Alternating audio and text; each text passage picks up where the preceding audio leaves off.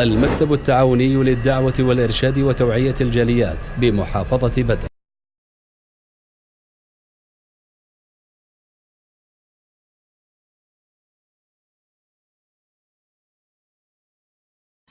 الحمد لله رب العالمين والصلاة والسلام على رسول الله وعلى آله وأصحابه ومن تمسك بسنته إلى يوم الدين. اللهم علمنا ما ينفعنا وانفعنا بما علمتنا وزدنا علما يا رب العالمين. رب اشرح لي صدري ويسر لي أمري واحلل عقدة من لساني يفقه قولي. اللهم اجعل أقوالنا وأعمالنا خالصة لك لوجهك الكريم. وبعد السلام عليكم warahmatullahi wabarakatuh. Lahat ng papuri ay para kay Allah lamang. Nawayang kapayapaan at pagpapala ay mapasahuling sugo na si Propeta Muhammad sallallahu alaihi wasallam, sa kanyang pamilya, sa kanyang sahaba at sa lahat ng sumunod sa kanya.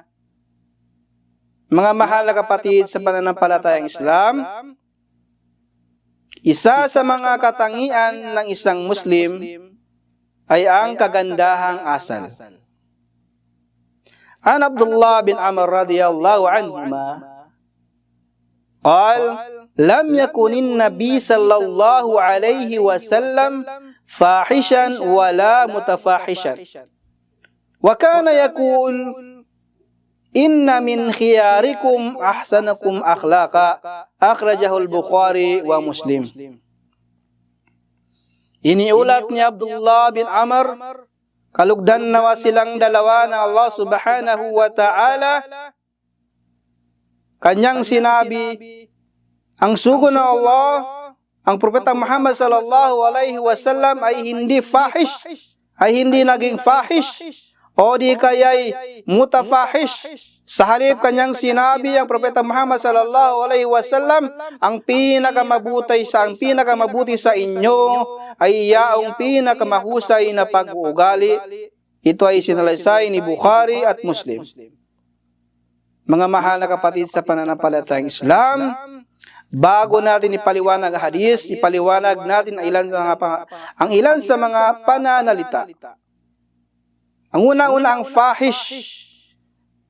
Ang kahulugan ng fahish ay yung taong gumagawa, yung nakagawa ng masasamang pananalita at gawain.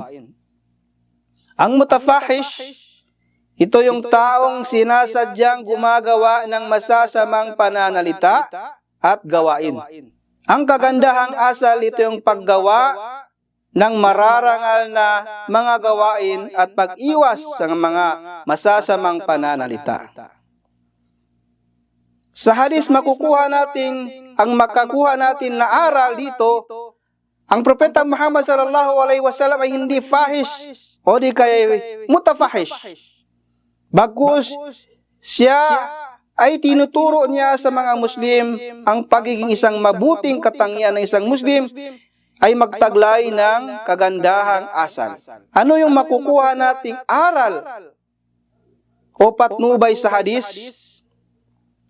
Ang unang-una, mga mahal na kapatid sa pananampalatayang Islam, ang sugo ng Allah subhanahu wa ta'ala ay may pinakamabuting pag-uugali sa sangkatauhan at may pinakamahusay na kagandahang asal. Sapagkat binanggit ng Allah subhanahu wa ta'ala sa banal na Quran, wa innaka la'ala khuluqin azim. Allahu Akbar. Tunay na ikaw, Muhammad, ay nasa mataas na antas ng kaasalan. Ang Propeta Muhammad sallallahu alaihi wasallam ay nagtataglay ng pinakamataas na antas ng asal. Ang pangalawa, tungkulin ng isang Muslim ang pamarisan ang sugo ng Allah subhanahu wa ta'ala. Kaya't pairalin niya sa kanyang sarili ang pagiging mabuting tao at pag-uugali sa kanyang sarili. Ang pagiging mabuti sa mga tao ay yang nagpapairal ng mabubuting pag-uugali, tulad ng mabubuting pakikitungo, magagandang asal, maaliwalas na pagmumukha, pag-iiwas sa mga pamiminsala, at pagpapalaganap ng salam. Allahu Akbar. Kung ikaw ay tunay na Muslim, makitungo ka sa iyong kapwa ng mabubuting pakikitungo.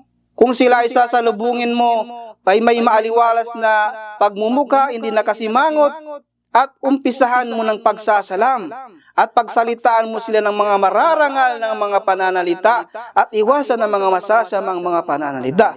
Ito ay isang mga katangian ng tunay na Muslim. Ang kagandahang asal ay isang daan para makamit ang pagmamahal ng Allah subhanahu wa ta'ala at ang kanyang sugo at ang mga pagmamahal ng tao. At ang kagandahang asal din ay isa sa mga bahagi ng pananampalataya.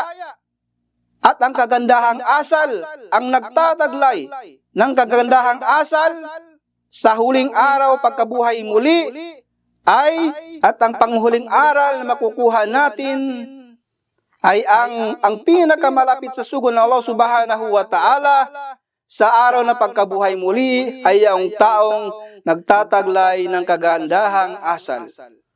Naway biyaya tayo ng Allah subhanahu wa ta'ala ng kagandahang asal at magkalapit tayo ng sugo ng Allah sa huling araw. Wa ba'd, assalamu alaikum wa rahmatullahi wa barakatuh.